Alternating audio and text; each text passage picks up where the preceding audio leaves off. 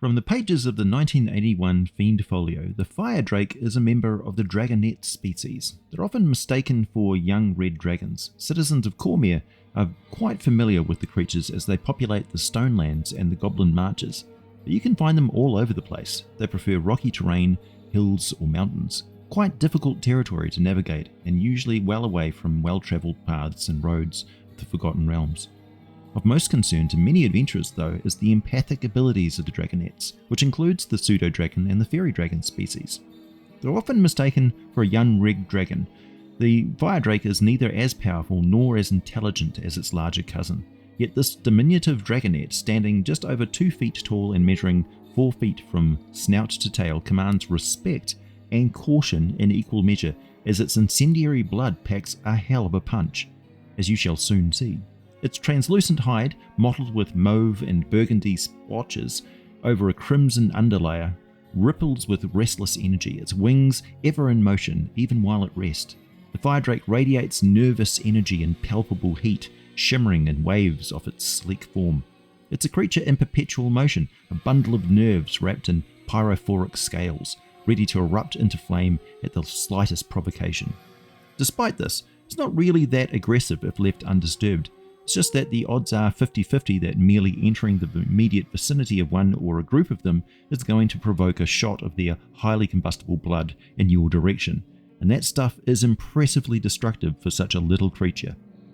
A Firedrake is a perfect miniature of its draconic relatives, sharing the distinctive ridges, frilled wings and angular head of its red dragon cousin. However, it is thinner, nowhere near as strong as even a red hatchling. It's usually very hungry, they have a less stable elemental connection with their blood, and some believe that this is a sign that they branched off of the family tree quite early on and are related to a now extinct precursor species of true dragon, the Dragon, a much larger, flight-capable Firedrake that may have already been present on Turul many other worlds, spread there by magical means a very long time ago. Nobody seems to know for certain. Its ever-beating wings are more than a quirk of its temperament, though. They serve a vital physiological functions. The slow rhythmic motion cools its overheated body and wards off incessant bites from insects attracted to the heat and smell of its dragon blood. The nervous fidgeting extends to its other behaviour. Firedrakes are skittish creatures, darting about, very agile over rocky terrain and very mobile in combat. Despite their small size, they move 20 feet per round on the ground, and have a flight speed of 30 feet, but make use of dash actions frequently. A Firedrake's aggression is not born of malice, but of pure survival instinct, and they take on any prey that they can eat, and humanoids sometimes are well within their range of animal sizes that they take on in the wild anyway.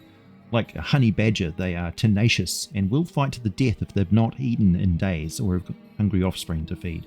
They don't make claw attacks, they can't make a tail or wing strike, but they have nasty bite and are quite quick to use it, dispatching most of their smaller prey without ever needing to use their breath weapon.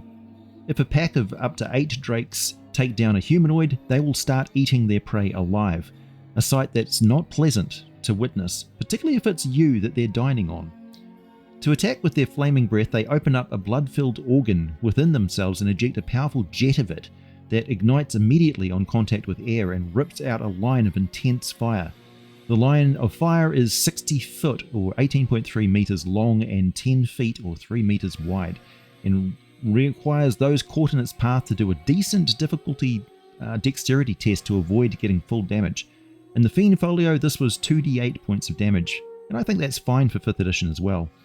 For hunting, this breath weapon is used to smoke out small burrowing animals from holes and crevices in the rocky terrain they prefer, so the majority of their aggression goes into their formidable bite, as their claws are always busy running, leaping and digging their way into nests of their prey.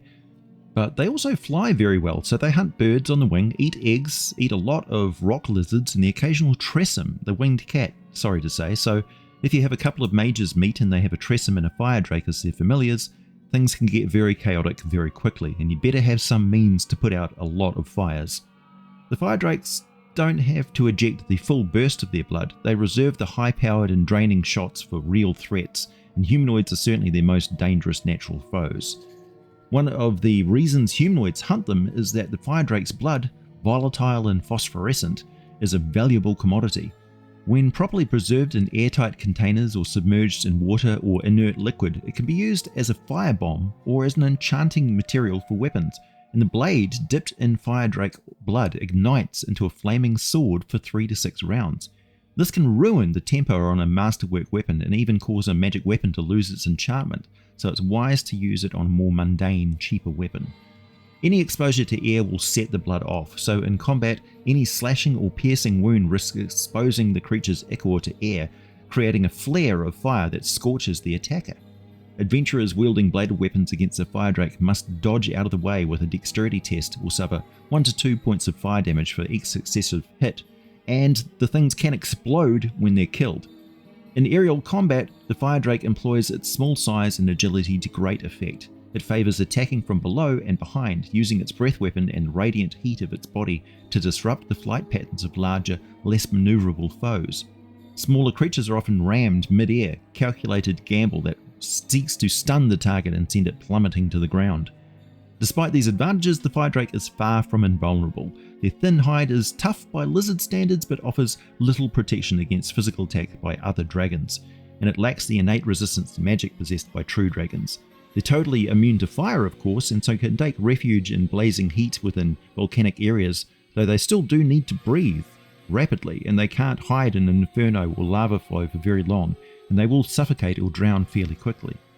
Firedrakes are typically found in regions of high ambient temperature, volcanic landscapes, desert mesas, or arid rocky outcrops. The heat of these environments complements their physiology, allowing them to maintain their energy without expending as much effort to keep their blood aflame. So they can be found in all sorts of remote rocky areas and are tenacious and hardy creatures. Mated pairs of Firedrakes are fiercely territorial, staking out lairs beneath rocky overhangs or in small cavelets. They guard their nests with obsessive vigilance, especially during the summer months when their clutch of 6 to 8 eggs begins to incubate. These eggs, kept warm by the radiant heat of their parents' bodies, hatch after 60 days. Hatchlings are even more temperamental than their adult counterparts, spouting jets of fire at the slightest provocation. While they are capable of producing flame before they can even walk, their first flight does not occur until roughly 2 months after hatching. By the following spring, the young are pushed out of the family lair, often travelling great distances in search of a mate and territory of their own. Though fiercely loyal to their mates, male Firedrakes will occasionally engage in fiery territorial disputes during the mating season. These spectacular clashes rarely end in death, as one participant usually concedes and retreats before lethal damage is dealt, but they can immolate a lot of vegetation in the process if they decide to fight among the trees or some noble's garden in the outskirts of Cormier or Sembia, and occasionally a merchant ship hugging the coast will have its sails set on fire.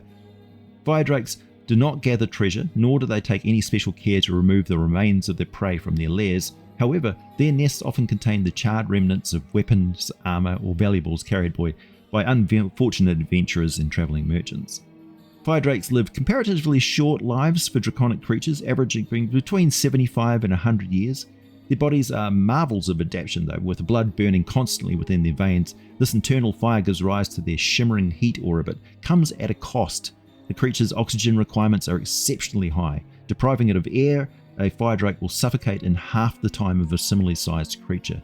They also have eyes that glow if they are active at night. Only during the summer, when hunting for their brood, do they glow with that deep red gleam in the dark. Got some additional notes. They make pretty good familiars. They can be bonded with magically, of course, though without magic, they are terrible pets and almost impossible to train. Fire giants love keeping them around, considering them cute and harmless, though Firedrakes certainly don't like the fire giants and will flee if not fed regularly.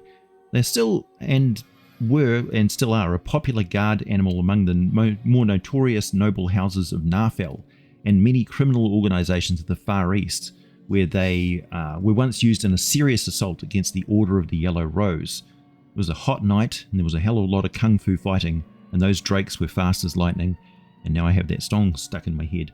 They're also being bred with black dragons to create a black Firedrake hybrid in the Sword Coast. I've converted the Firedrake to 5th edition stats in the description section below the video, and I've linked to the web resource I often use to help do so. It's not as difficult as you might think. My name is AJ Pickett. As always, thanks for listening, and I'll be back with more for you very soon.